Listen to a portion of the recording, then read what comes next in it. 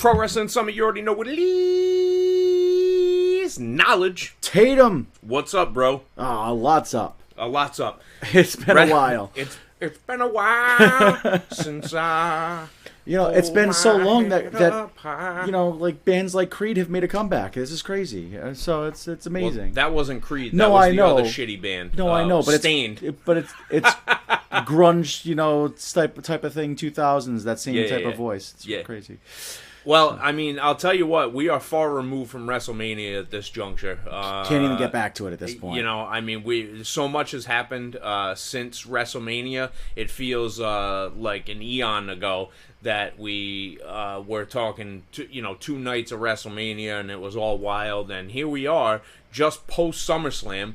And we are off and running. Well, it's amazing to me because now I feel like we're going to talk about SummerSlam like we used to talk about WrestleMania, because it feels like they're trying to create some sort of Raw after SummerSlam now with the way they booked Raw this week. Yeah, I mean, Raw was a very intriguing show. I was really quite fond of it, to be quite honest with you. I mean, the Bronson Reed killing Seth Rollins essentially was pretty outstanding, if you ask me.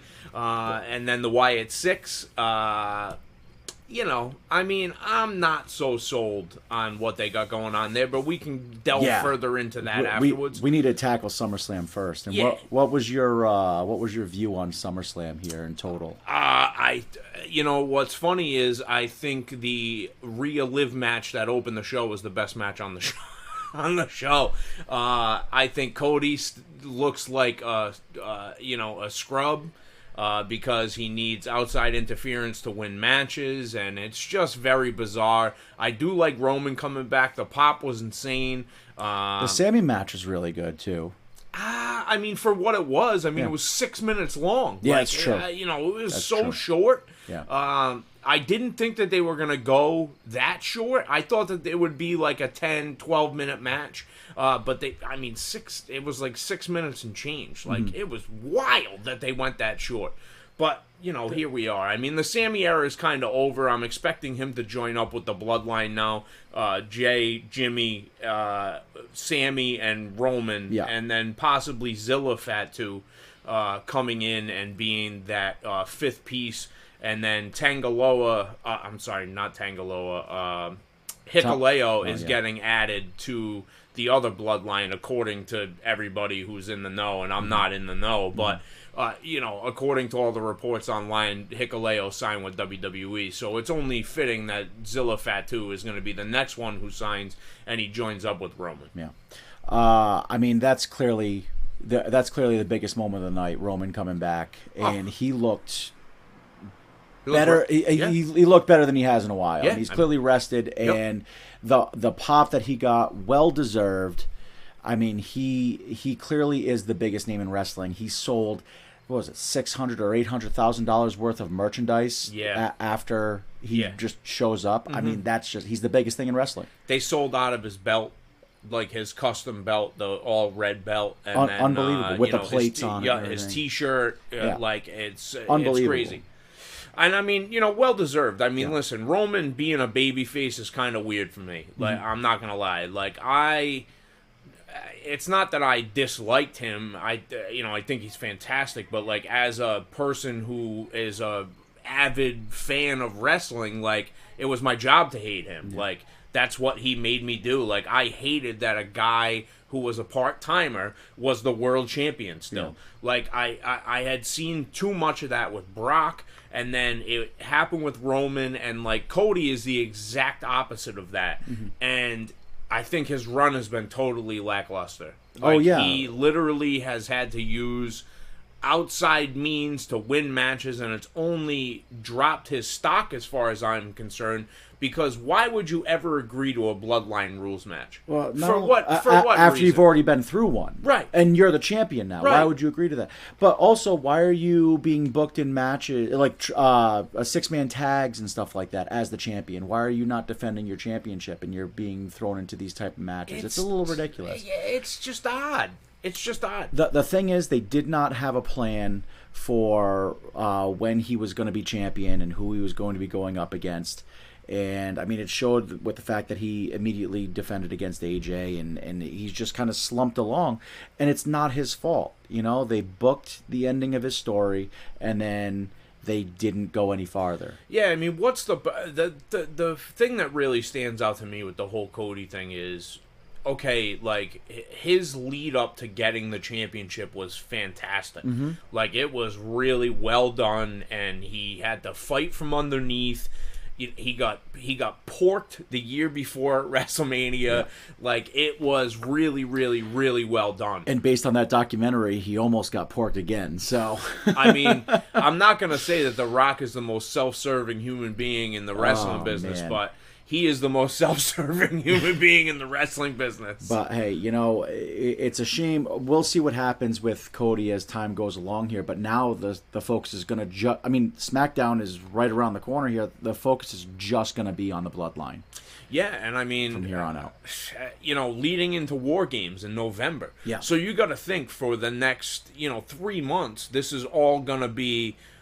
You know, the stars are going to align perfectly for the Bloodline versus Bloodline Civil War, War Games, So Cody's going to get the CM Punk championship booking, which is he's going to be the champion, but he's not going to be main event for a while. Honestly, bro, I think that Randy Orton is gonna take. I don't think he's gonna beat Gunther. I can't see him beating Gunther. And why have a draft? Like, that's the other thing. Like, why fucking have a draft? Stop doing the draft. Like, if you're gonna just have these guys willy-nilly go from show to show, like, why have a fucking draft? Like, no, you can't. I agree with you. You just brought up Gunther, so I have to bring up my favorite storyline for all of SummerSlam right now, which I think goes under the radar. H booked it so that the King of the Ring means something, and both the King of the Ring and the Queen of the Ring became champion at SummerSlam. Well, let's just talk about the elephant in the room here. And okay, leave Nia alone. That is not what I was gonna say. She's actually really pretty. Like, she's got a really pretty face. And I will say she has improved big time from where she used to be. Dramatically. She's really good.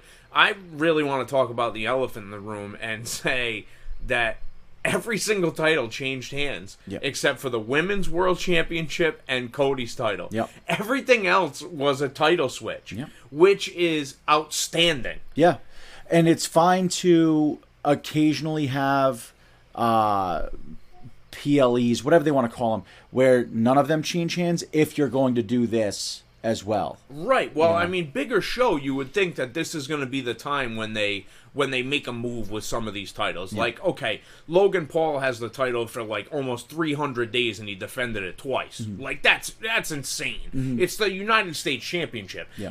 You can't, and I get it why they put it on him. I totally get it from a perception standpoint, and him going out and touting the title everywhere that he goes, and like he's got a huge social media presence. But then he sandbags LA Knight on a superplex and almost dies. Like, I was watching it going, oh no, dude. He basically took a brain buster, an ugly brain buster from the top rope. Like, why are you not going to get you're so athletic. It's not that you can't get your legs up. Did he get scared? I want to know the inside baseball on what the hell happened on the top rope. Did he just lose his mind? Well, I got to say, I watched it, 4, 5, 6, 10, 12 times after it happened just to see if his feet got caught up something. Nothing. And, it was... nothing seemed to happen. It's just like he hesitated. Maybe there was a count and he just went on. And it's one of those things where it's like, all right, 3, 2, 1 or 3, 2, 1, go. Do I go on the one? Do I go on the go? What is it? But yeah, it was rough. During that match, the finish of that match, and I texted you about it when it happened. Yep. Logan Paul's foot is under that rope. Clearly under the rope. And this is the difference between a production staff and a camera crew that know what they're doing for wrestling and a camera crew that doesn't know what they're doing for wrestling, because the cameraman started to pan to the left where he would have caught that foot and then immediately stopped himself. So it's clearly not a part of the story that he, had his foot under the rope. and they made sure it didn't get in the shot so that nobody would question it. Because the second that people start questioning it, then they have to figure out a new booking decision. Correct. Now, I don't necessarily know where they're going to go with this, but how I saw that, because I saw the same thing that you did, I said his foot's under the rope. Mm-hmm. As soon as they went to the pin, I said his foot is clearly under the rope. The pin should be broken up. I said that might be an out for him. Like, hey, I didn't really lose this belt. And then he went out and, like, provided court papers on LA Knight that he stole his Jeep. I'm like, this smashed the window of the. Like, who, you know, who cares, man? Yeah. Like, you're talking ridiculous nonsense now. Like, fake court filings. Yeah, like, come on, bro. Like, it's just kind of weird. But again, that might be a good out for him where he's able to, you know, use that to get another title shot at LA Knight. Mm-hmm. But, I mean, you need a guy that's going to be there to defend that belt. Like, if you're, especially if you're going to, you know, have this bloodline thing, you know, run out the way that it is, like, what's going to happen? Yeah. You know, that's going to be the main story now. The Gunther thing is over. The Rhea and Liv thing is, you know, it's not settled down because they're going to have definitely some more matches due to this. There's no doubt about it. You would think that, well, I thought that they were going to go with that storyline where, you know, Priest and Ripley kind of got their comeuppance for kind of throwing the Judgment Day into flux in the first place. Yep. Because they were the first one. They turned against Edge. Right. They kicked Edge out. Mm-hmm. And now they're getting kicked out. So the original 3 members of Judgment Day, gone. Yeah, it's kind of weird. I don't necessarily know where they're going to go with that story. Well, like they clearly, you know, they're faces now. You know, and after Raw, rightfully they're faces so. now. I mean, don't you think that's a rightful place for them to be? I don't like either one of them as a face personally. Are they really the faces? Like, they got the huge pop on Raw. Huge pop. Yeah. Huge pop. And I'm not a big Damian Priest guy. Like, I don't see the you know, I don't see like the money behind him or like anything like that. I don't his very short world championship run wasn't great. Yeah, I mean, you know? I don't see the value in him as a champion. It's not that he's not a good worker, but he's like a upper mid card guy. Yeah. That's how I view him. And when he won the world championship, I was like, you know, okay. But then what did he do with it? He didn't do anything with it. Well, so his whole run with Judgment Day kind of felt sort of gimmicky to me, like he was playing a role there. Which, I mean, being able to stand out on his own now, I'm hoping that he kind of blossoms into his own here, but you know, we'll see what happens. You know, I just think that they screwed the pooch a little bit on the guy because he is giant. He's a giant dude, and he's pretty athletic. Like, it's not like the guy's not a good athlete. He's a really good athlete, and he can work. But as a world champion, like, I don't see it. You know, and that's not me. You know, trying to shit on the guy, but I just don't see him as a world champion. I didn't see it in the first place. I thought he was going to be another one that was going to lose. He was going to like lose his money in the bank opportunity. The fact that he won that was kind of surprising to me. Now I wonder what they're going to do since they already ruined Drew McIntyre's Money in the Bank. Now, like, what is the impetus for somebody to get a world title shot? Like, what do you have to do? Like, clearly, Gunther is just like, yeah, I'll fucking wrestle anybody. Yeah. And I dig that. I really do.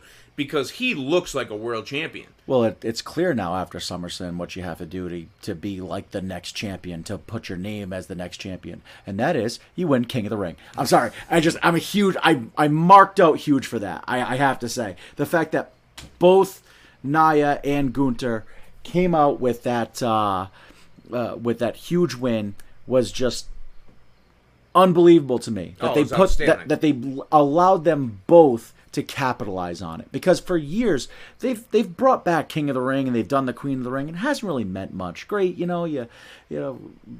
won your King of the Ring. Oh, you get to wear a silly crown for a while. Yeah, I mean the Xavier Woods effect. Yeah, you know what I mean. Right. Like you give the guy a scepter and shit. Like, yeah, I think we're just past that. Like, Gunther put on the crown one time. Only one person made that gimmick work, and that Macho is Man. Oh, okay. Two people Harley made that Race? gimmick work. No, I was gonna go with Booker T. Oh. King Booker. Well, I mean, there was King Harley Race, Macho King. I mean, But I feel like Harley Race gave up the crown pretty much after he won the championship. No. So King Harley, the next year Haku won King of the Ring, and then he became King Haku. That's right. And then they went into WrestleMania 5 with That's him right. being King Haku, and he was carried to the ring by a bunch of job guys. That's right. Or I'm sorry, I shouldn't say job guys anymore. Enhancement talent. I need to be, don't, PC about it. Yeah, It's fine. I don't want to call these guys jobbers because, that's like that's like an ugly word. Like, It's like calling them carnies or something, you know? Well, I You mean, don't I mean, if the shoe fits. bring back Kazarni, you know? Oh, dude, I really like that gimmick. That's underrated, man. That's an underrated gimmick. But out of the mind of Vince McMahon. But like I said, I'm glad that they made it work. It elevated this whole SummerSlam show. It elevated to me Gunther. It put both major stables in prime position to have top spots on the card without even having a title on them. Although technically Liv, I guess, has a title on her, but that doesn't really. That is like not even a part of that story, right, as far as I'm concerned. I feel like it elevated Nia Jax, and I really hope they do something good with her and Tiffy. I really hope that she doesn't try to cash in on Nia. I don't think she will. But my hope is that Nia eventually loses this championship in some sort of screwy way, gets rolled up or something. And then Tiffy cashes in.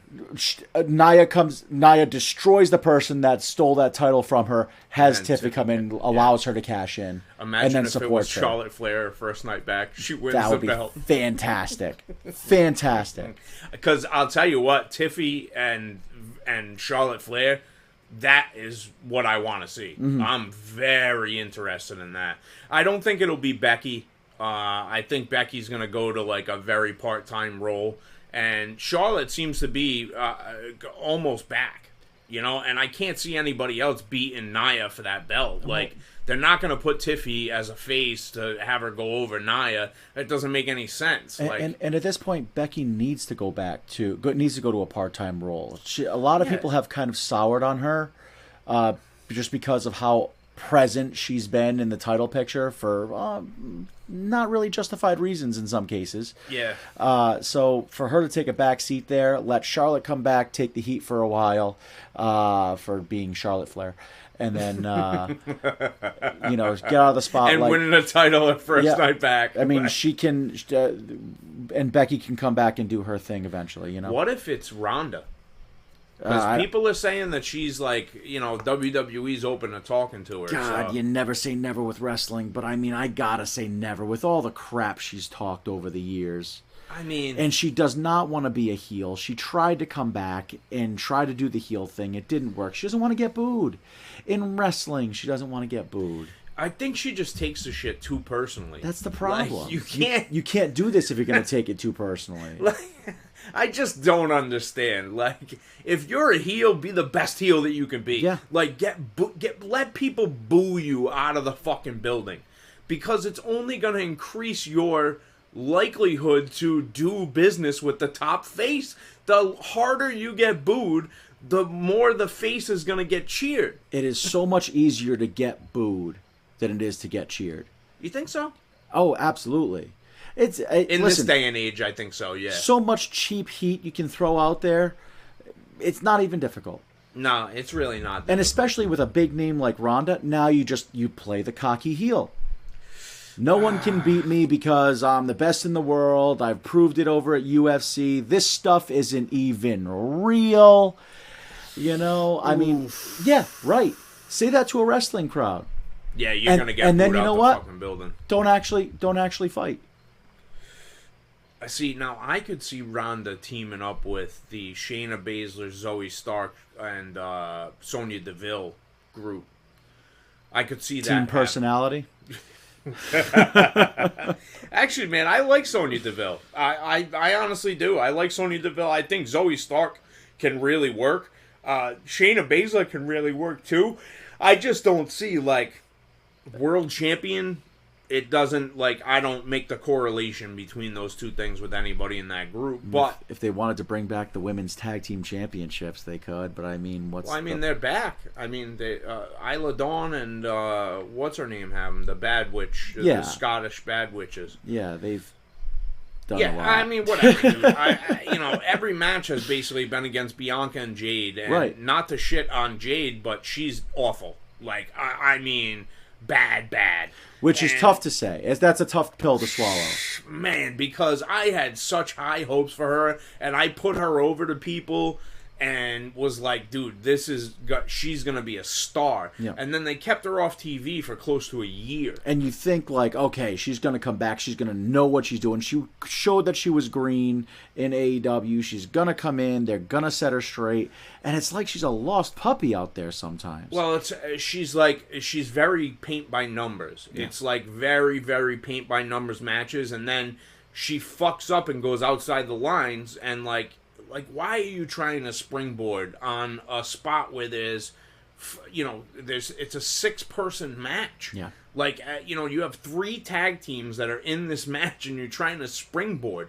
Like, it doesn't make any sense. Just get in the ring, House of Fire, and clean the ring out. Yeah. It's not that difficult. Like, this is not rocket science. We've seen it done from millions of people who were awful, who did not... The thing that pisses me off about her is that she has all the gifts to be able to do it and to be a giant star. I was going to say it might be one of the WWE's most recent biggest misses, but it was a justified one. I mean, I wouldn't even call it a miss yet. I would just say that she needs to figure it out because her opportunities are going to become less and less. Yeah. Like, she started out, like, on pay-per-view, and now she's wrestling on the SmackDown before her pay-per-view. Yeah. Like, you can see that, like, oh, damn. Like, and they should really get away from that and do the Bianca and Jade split. Yeah. But I don't think that they're comfortable enough with Jade working singles matches against anybody. I don't even think that Bianca Belair could pull out a solid match out of her. A solid singles match out of her. I mean, which is crazy because Bianca is fantastic. Like, she is incredible. And it's crazy to me that, Jade, with all the work they can put into her, can't kind of get it together. But you have Odyssey Jones, who hasn't shown up to work in, like, 2 years. And, he comes in and puts on a show.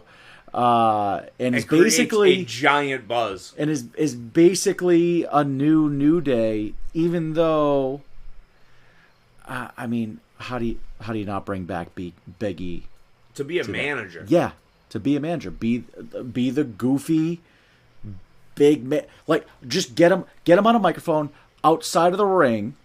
And every single time Odyssey Jones locks up with a big dude, just have him yell meat. That's it. Throw pancakes at people. Yep. Boxes of Bootios. Yep. Whatever it is. Hold the trombone for fucking Xavier Woods. But I guess Woods is going to end up going heel. Mm-hmm. I think that's the plan for that, is he's going to end up going heel. Odyssey Jones is going to team up with Xavier Woods, and, like, they're going to do that. Which I think is stupid because... No, not Xavier Woods. They're going to team up with Kofi. My bad. So Kofi and Odyssey Jones are going to be a team, but, I mean...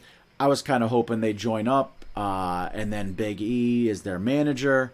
And it would make a lot of sense, man. And then Odyssey Jones turns on Xavier and Kofi, and Big E manages Odyssey Jones. I mean, I would love that. Yeah. That's not going to happen. No. There's no way. Not. The New Day moves too much merchandise. The up, down channel. Like, there's too many fucking variables. Like, you need to keep a semblance of that group together. I just can't believe how big that dude is.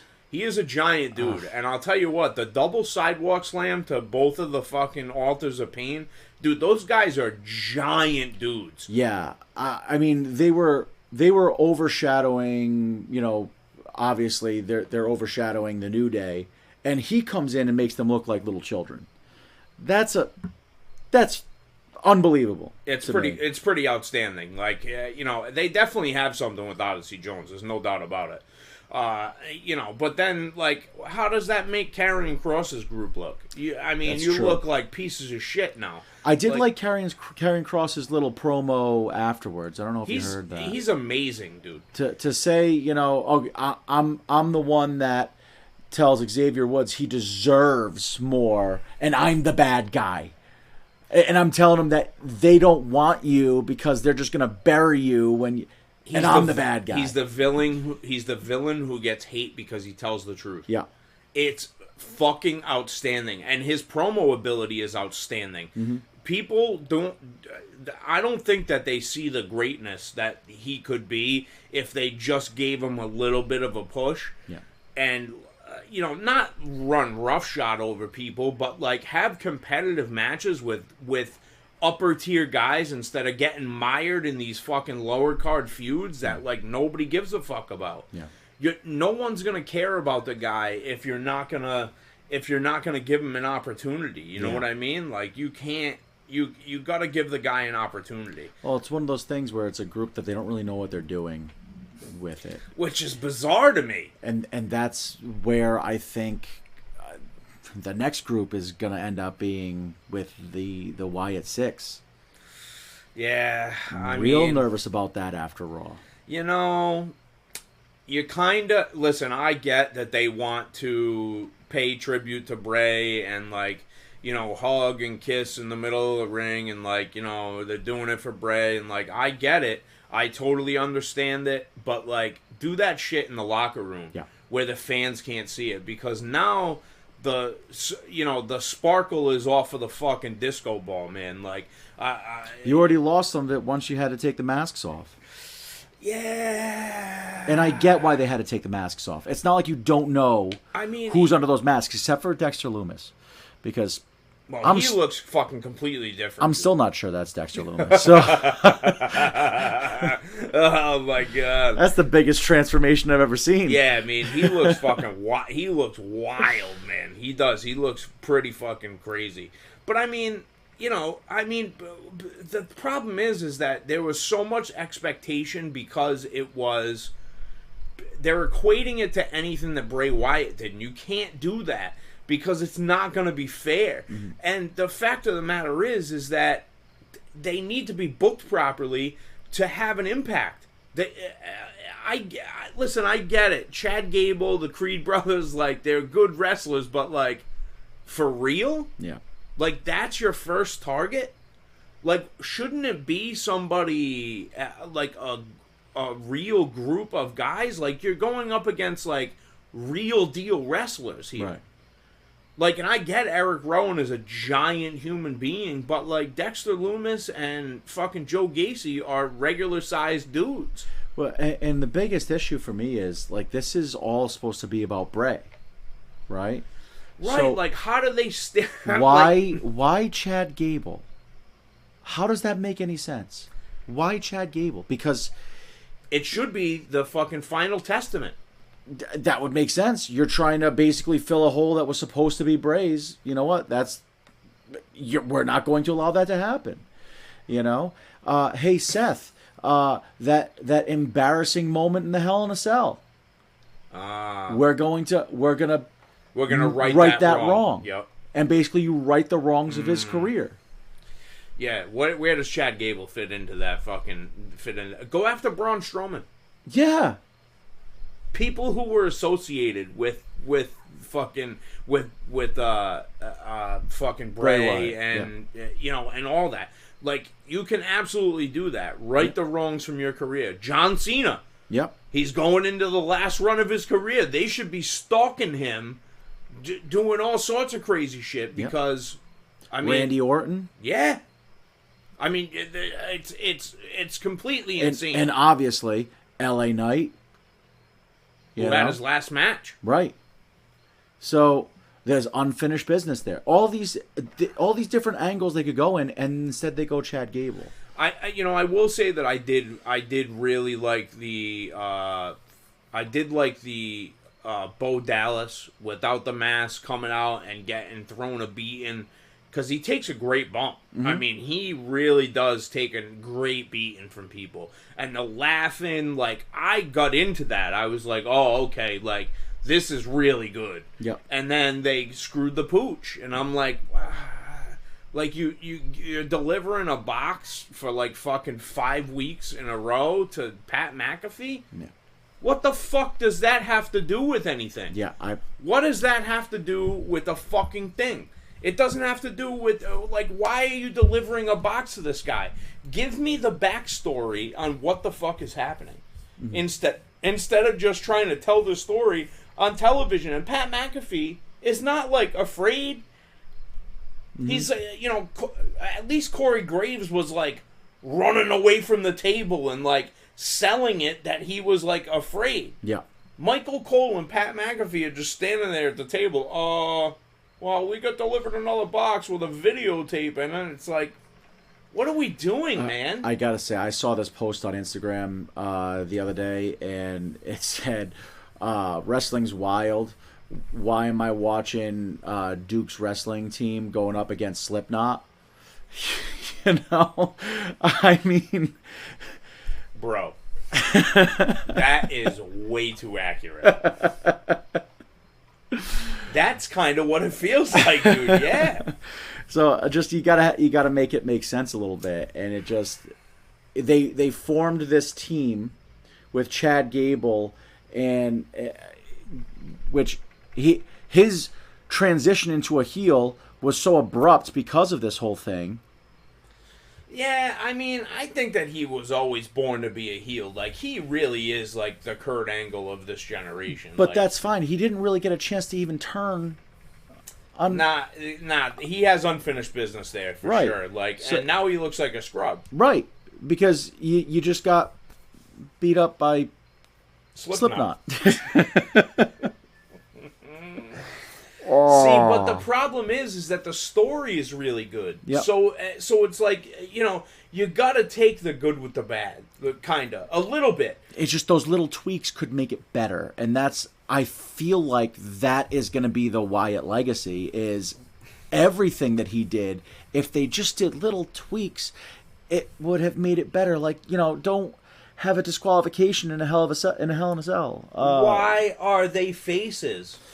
Yeah, why are they faces? I get it. Why are they faces? I get it. It's the feel good. It's the It's not feel good. It's not Bray. They are not Bray. But they're with the documentary and everything, and the way that ended. Totally, it's gonna be the feel good and all that. It's not so supposed easy. to be feel good though. Right. Like, and it's evil.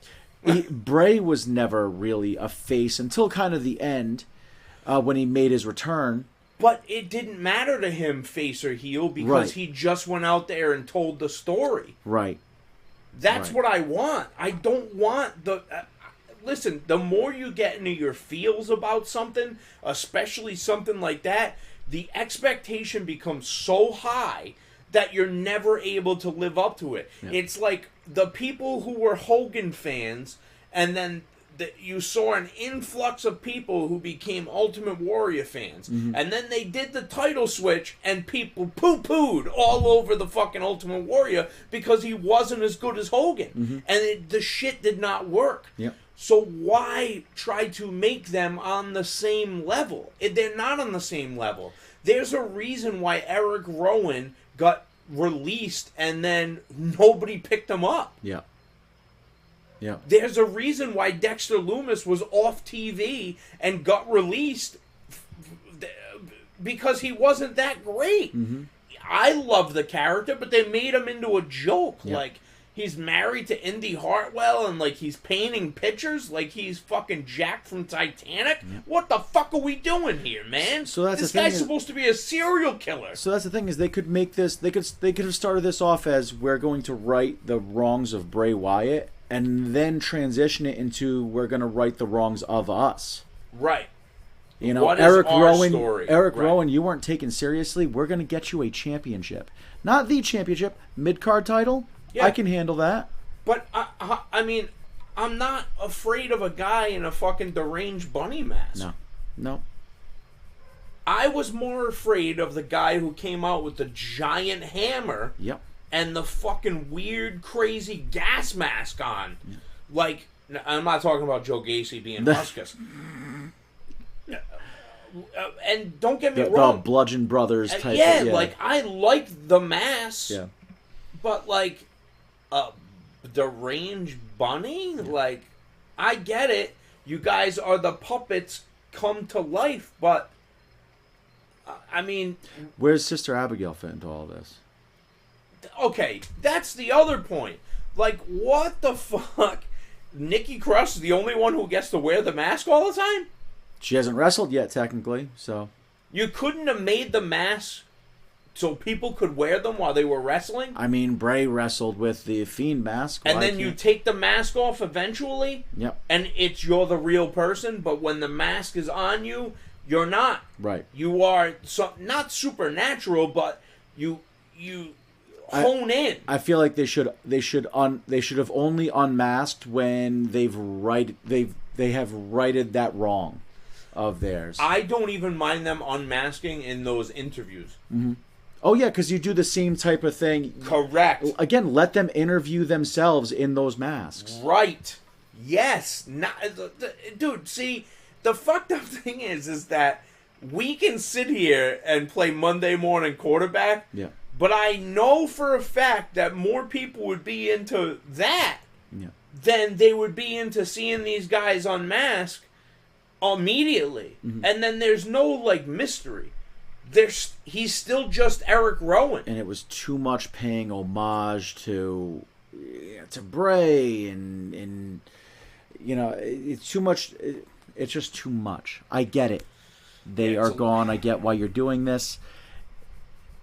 You're not supposed to be the good guys. No, you're supposed. You essentially murdered people in the back of the fact of the matter is they probably shouldn't even be doing wrestling moves right now. No, they should be kicking people in the face and shit. Yeah. Like, there shouldn't be any of that. They should be so wild that they should be interfering in matches. Not like what they're doing with the stupid smoke and, you know, she's delivering videotapes and the people running scared like... Spooky videotapes. It's just very odd. Like, it's not what I would have done with them. I think the scariest thing was they had to find a VCR player to play the videotape. Yeah, where do you even find one of those nowadays? You gotta go to, like, fucking Goodwill. They found one quick, though. It was later on in the show, you know? I mean, Michael Cole, man, he really has his finger on the pulse. I don't know. Just the whole thing was just really odd. And it's too bad because it could have been something pretty outstanding right out the gate. Like, I like all the fucking teases and, like, all that shit. The QR codes, like, I thought it was all very smart. But then as soon as they come out, it's like, okay, well, they murdered everyone backstage. Now, I get why they did that for the story's sake. It looked incredible. Yep. But now where do you go from there? And it's like you booked yourself into a corner. Why are they not doing this every week? Yeah. Why are they not just walking around backstage just smoking people? You know what I'm saying? They've already done it. Right, that's what I'm saying. So, and nothing happened to them. They weren't suspended or anything. So, like, why wouldn't you just be walking around backstage being creepy? Why are you getting a 2-fall? I don't understand, bro. You know, I just don't understand. That part of it does not make sense to me. And I don't think that they're Bray. None of them are. They don't have they're not as creative as he is. Like, he had the ability to talk. It's the same thing that Jake Roberts had. He had the ability to come through the screen and grab you by the face and make you pay attention. And that doesn't happen with a lot of people, man. Like, that is few and far between of people that have been able to do that, to mesmerize people through a screen. Well, I think the biggest thing that Bray had going for him was he had the will, to say no. To say we're not doing it this way. To the detriment sometimes of his own self. Right. I mean, it's basically the reason why he got cut the first time. But he wouldn't sacrifice his creative potential for ideas that he thought were not going to work. Yeah. And Bo doesn't have that, and none of the rest do, because they've been cut plenty of times already. Well, yeah. So, they want the job, and they think that they're a part of something that is going to have some staying power, because you can't do anything with them right now. You can't cut them. You can't just shut this idea down quickly. It's got to go on for a while. Right, you're locked in. You're locked into this thing. And I'll tell you what, Joe Gacy is by far the best guy in the group. And I don't even think it's close. Like, listen, man, I think Eric Rowan is really good as a big guy, but he is Braun Strowman. Like, I look at Braun Strowman and go, okay, you're just a giant dude. Yeah. Like, there's nothing special about you other than being a giant human being. Like, I get it, you know? Eric Rowan was the least talented of that group. Oh, for sure. And it showed. Sure. It showed, and it still shows. But, half that group's gone. Yeah. So, yeah. And I mean, but Joe Gacy actually has something to offer. And I love Nikki Cross. I think the crazy Nikki Cross gimmick is outstanding. But what have you done to her now? Like, she could never go back and just be Nikki Cross now. No. There's no fucking way. Why? We just talked about Braun. Why is Braun not involved in this? I think he had neck surgery. Oh, I think that's the... Because of all people, you would think he would be one that... But he said that he's not going to be involved in it. He said, I'm not going to be involved in any of that.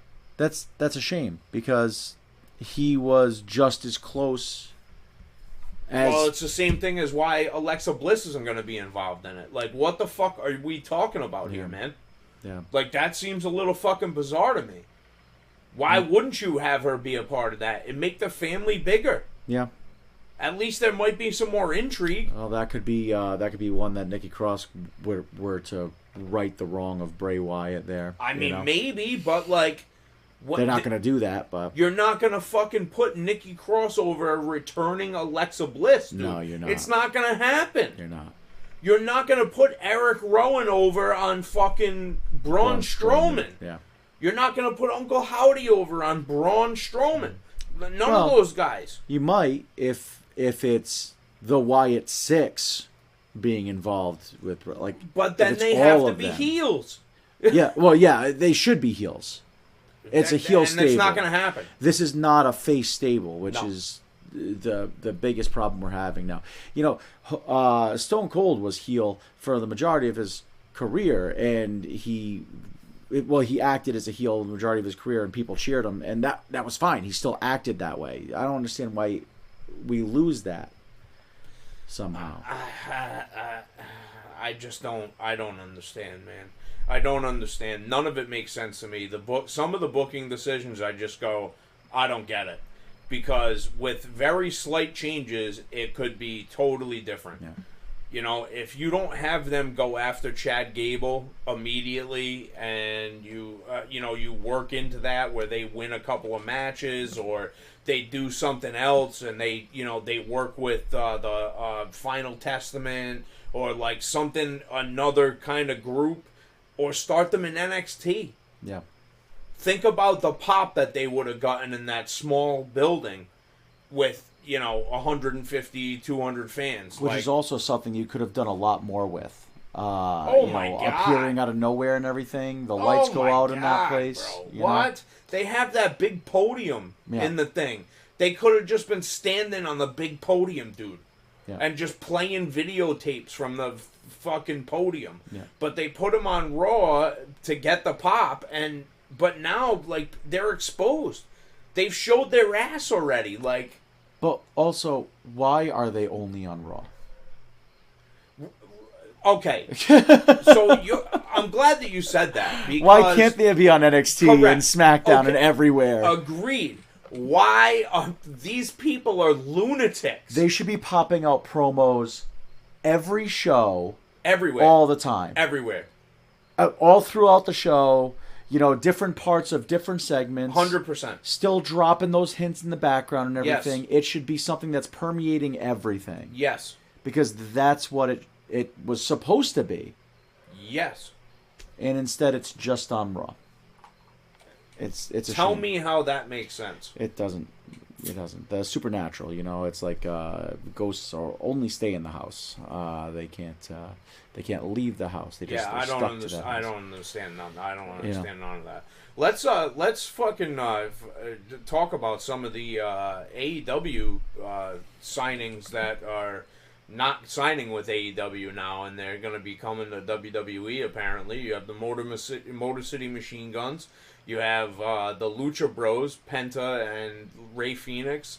You also have Ricky Starks and Daniel Garcia are all expected to sign with WWE at this point. Which is just insane. I mean, you're going to leave a guy that is going to pay you a decent amount of money and give you health insurance, have you work maybe once a month, and yet you're going to leave to go to the WWE for what reason? AEW is where wrestling happens, so why would they be going to WWE then?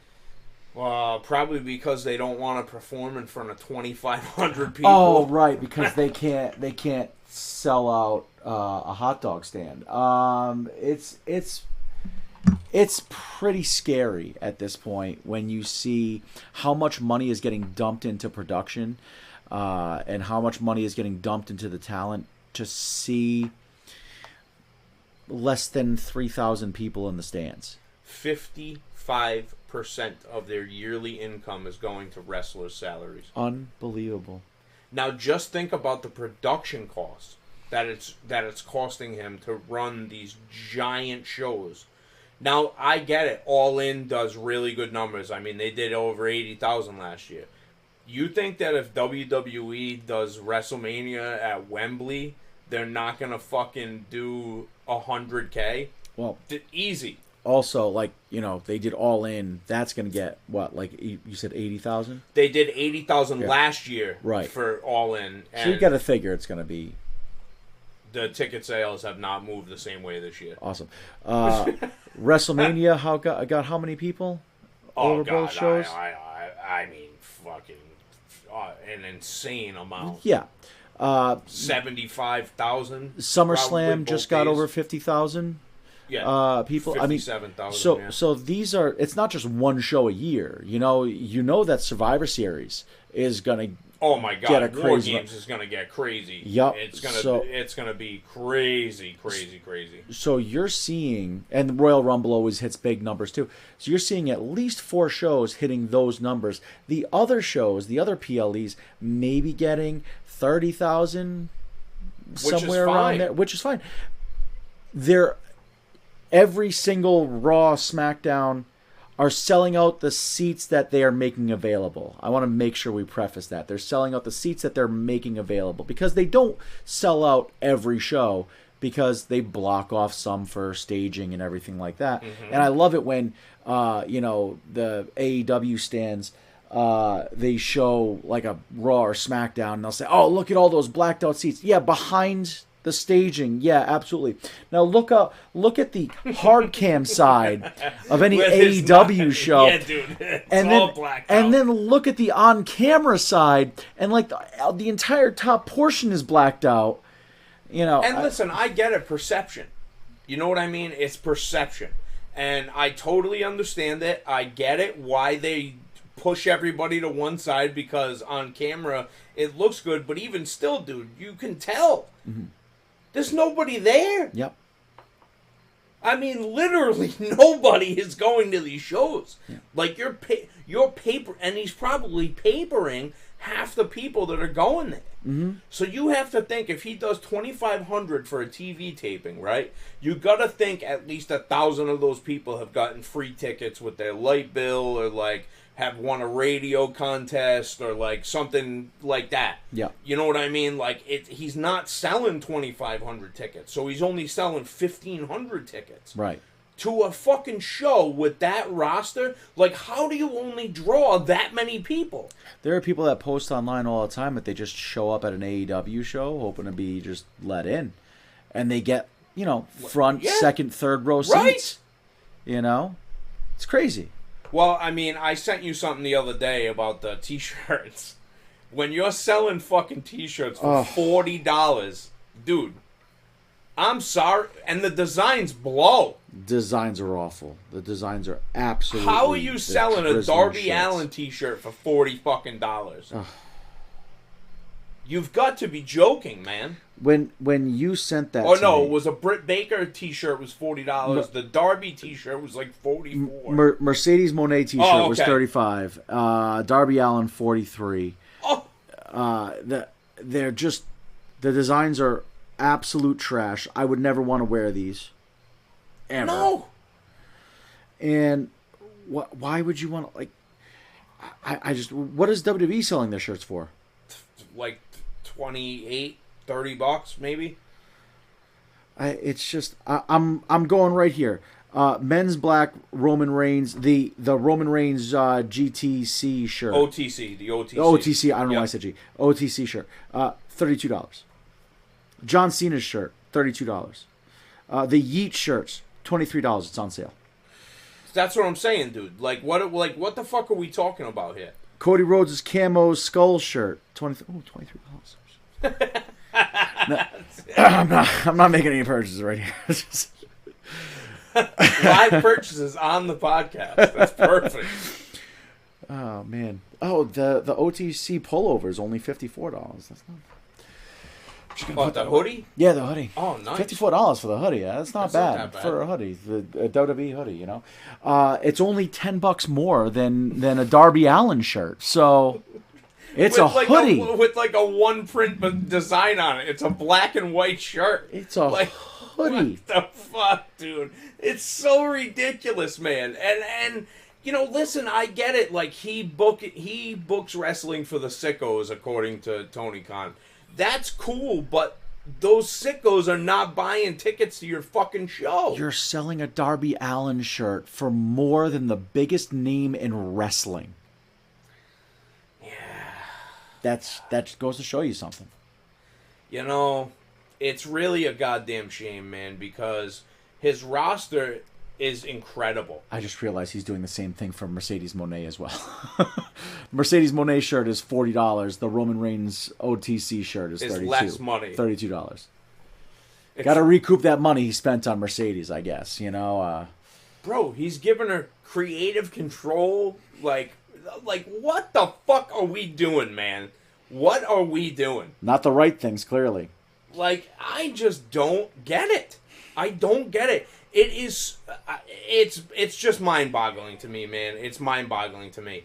And people online are like, I can't believe that these guys are leaving to go to WWE. I'm like, well, they're risking their life and body to wrestle in front of fucking 2,500 people. Why would you want to do that? How many people said that Walter is being wasted in WWE? Oh, God. He should leave NXT. He should go to AEW. What did he do instead? He busted his ass. He got himself in the best shape of his life. Changed his name. Didn't really change the gimmick, but changed the name. Kept the ring general gimmick, and now is world champion. And he's outstanding. Yeah, he is the world champion. When we're talking about world champion, he is the world champion. Cody Rhodes went from winning at WrestleMania to wrestling AJ Styles. We're not taking anything away from AJ. But in the position that he's in, he was not in a championship position. Correct. Gunther, neither is Solo Sikoa. What a way! Let's be real, dude. Gunther is going up against Randy Orton, his first title defense.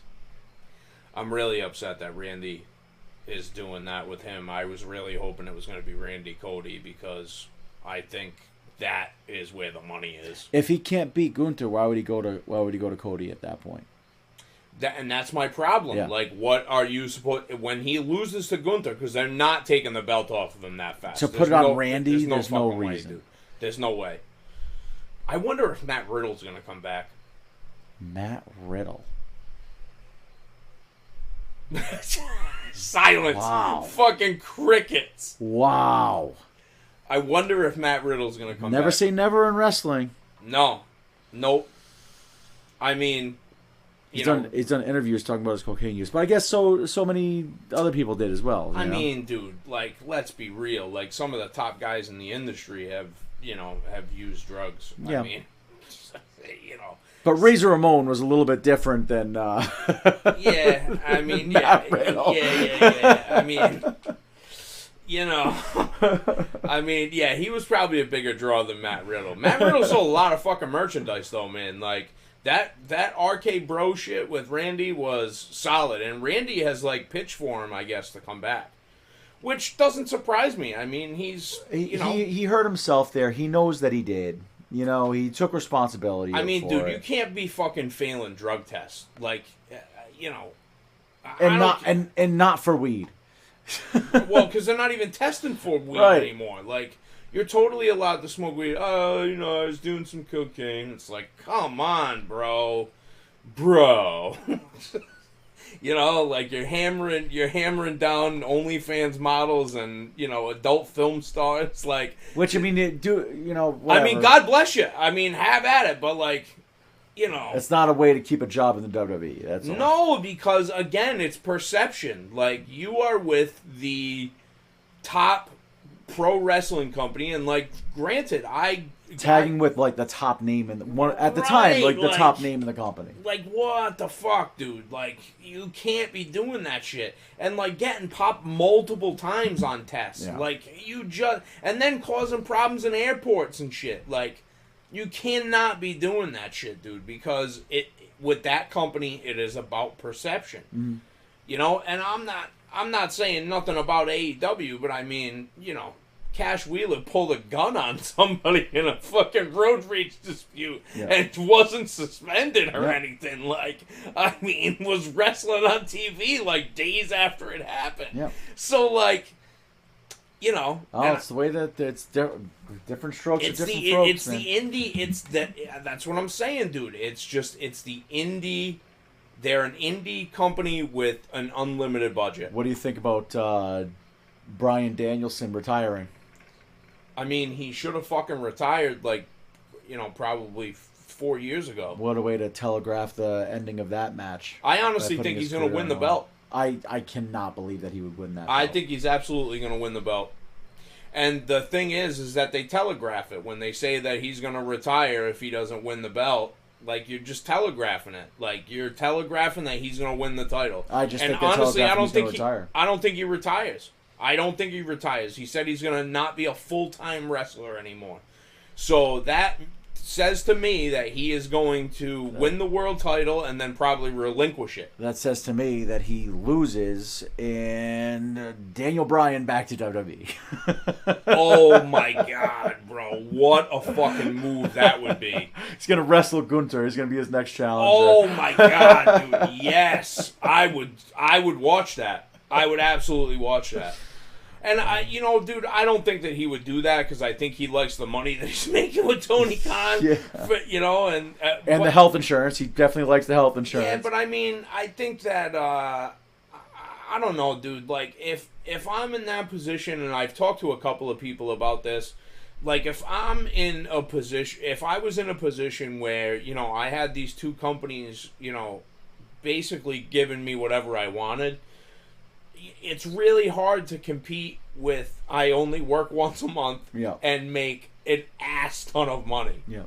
Which is why the fact that so many people are going to be jumping ship at WWE is reportedly. Pence is 40 years old. And why does WWE even want him? I don't understand. Like, when you're getting up there, you have enough talent on your roster right now. But think about the marketplace that they're in, dude. They're trying to go global expansion. So you got to think there's going to be an NXT Mexico, an NXT Japan, NXT UK. Like, they're going to do all this shit, bro. Like, this is not... They are absolutely going to go with a global expansion. And you got to have people that can... who the Mexican fans are familiar with. Who the Japanese fans are familiar with. They just did that tour of Japan, dude. Who was on that show? fucking Shinsuke. Yeah. Where the fuck has Shinsuke been? Mito Sakamura was on the show. She's like, yeah, I'm like ready to retire. Like, so what? She was on the show wrestling Bayley for the championship. Yeah. Like, there are things in play, and they just are not talking about it. Do you think AEW could go to a global expansion right now? No, absolutely not. Well, the only way they can do a global expansion is by just quote unquote joining forces with all these, doing little forbidden doors with all these other companies. With small indie companies, Yeah. dude. Yeah. That's what they're gonna have. That's what they would have to do, and there's no way that they're gonna be able to do that, dude. Warner Brothers Discovery. The report just came out yesterday, which is what is that? That's the 7th of August. The report just came out yesterday that Warner Brothers Discovery has lost like $10 billion over this past like little bit. Unbelievable. And Tony Khan wants premium money, but but the thing is they're definitely going to sign AEW because they're starting TNT Sports. Like as a separate channel. They're turning True TV into TNT Sports. So they need content. That's great because they have the ROH library. Correct. And now what? So now I believe that Max is associated with Warner Brothers Discovery. So I believe that they're gonna do like what Peacock did. They're gonna offer the pay-per-views on the Max service, which is smart because you're gonna get more eyes on your fucking product. Nobody wants to pay $80 for a fucking AEW pay-per-view. I'm sorry. Yeah. They just don't want to pay that type of money. Right. I wait for the highlights on fucking YouTube. Like, I watch the show as it's going on. People are uploading highlights. Like, it's not that I don't want to pay the money, but the outcomes of the matches are pretty much, like, in the bag. Like, I can call the winners of the matches. Yeah. Like, you can just tell, okay, like, MJF is going to wrestle Kyle Fletcher. Obviously, Kyle Fletcher is not going to win the America's title. You never know. I didn't think that Will Ospreay was going to lose the belt. That was free on television. Yep. They wrestled an hour. There were 3 matches on that whole 2-hour show. And then, some people didn't like the fact that they got so much time in a... why are they giving them this much time? Well, it's an Iron Man match. So, it's an hour-long match. So you have to give them an hour. The thing is, was there a need for those guys to go an hour? Yeah. Did you really need to... No, them? No, absolutely not. And definitely on a not non-pay-per-view. Definitely not on a pay-per-view. I mean, for free on TV. Right. Definitely not on a pay-per-view is what I was trying to... Right. Yeah. You want to finish a pay-per-view with them going an hour? All right. I don't necessarily have a problem with that. Because it's a pay-per-view. Yeah. You want them to do an Iron Man match? You can't do it on a 2-hour program. Right. When you have fucking 3 matches on the whole fucking show. Just put it on their 1-hour program. It's just the one match for the entire hour. And listen, I liked the finish. I liked that they went right down to the wire and MJF, got the win. Like, I thought that was great. Changing it to the Americas, why do that? Yeah. You don't need the extra heat, bro. You got so much heat already. You don't need the extra heat. Right. And that's that cheap heat we're talking about. And listen, I think it's funny. I think it is fucking funny. It makes more sense than the international. Well, than the what was it? The North Atlantic Championship at first. The Atlantic, the All Atlantic Championship with the Japanese flag on it. It's very odd, bro. Yeah. Very odd. And then they changed it to the International Championship. And what has MJF done? He's defended it in other companies all over the world. Yep. He went to England and defended it. He went to Mexico. He just did Arena Mexico. And, I'm surprised he didn't get murked because he was saying some wild stuff. And good for him. Hey, you want to get heat, bro. That's the way to do it. But at what purpose? You don't need the extra heat. You could be elevating other guys to get on the top of the card. Yeah. Because as far as I'm concerned, there's only 3 top guys in that company. It's Swerve, it's Ospreay, and it's MJF. Those are the only guys who I watch. Oh, and the Elite, of course. Hard pass, bro. Hard pass. I don't like what they've done with Okada. I don't like the Young Bucks at all. There's nothing to like about them. They are the most unlikable people. Jack Perry, is your favorite wrestler? I actually like the scapegoat character. I really do. I dig it. It's grimy. It's gritty. Like, I can get behind that. I don't even mind Hangman Adam Page so much. I really don't. But when CM Punk chokes you out backstage, your, like, ability to be tough, it goes right out the fucking window. Yeah. And then when you show it, then when you air it, you choose to air Which is another bizarre thing, dude. Like, why would you ever do something like that? You have to be plumb dumb to... I was afraid for my life. You look like the biggest puss there has ever been. There was a table in between you. Yep. A whole table with monitors on it. Let's not say monitors. I think there was one monitor. Okay, whatever, dude. Like... had some 32-inch televisions. The guy's a bazillionaire. Like, what the fuck, man? It's the old, like, 16-inch black and white. Oh, my God, dude. But, like, I just don't... Like, why do that? Why show your ass like that when you look like a fool now? Mm-hmm. You look like a total Dunsky. Yeah. By showing something like that. And CM Punk didn't lie. Nope. Everything that he said happened. It happened exactly how he said it. And now where's he? He's at the WWE. Top of his game. Yep. Well, not physically. Doing better. Well, business-wise, I'm saying. Business-wise, absolutely. Could you imagine if he was still with that fucking company, dude? He would have been fired already. Well, I mean, he was fired. He would have been broken.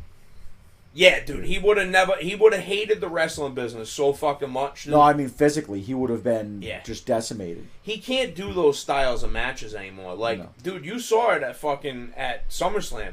They were I mean, Drew was very nice to him, like babying him. Like, okay, we're not gonna go too fast. It's not gonna be too crazy. And Seth was the buffer to allow it to not be so wild.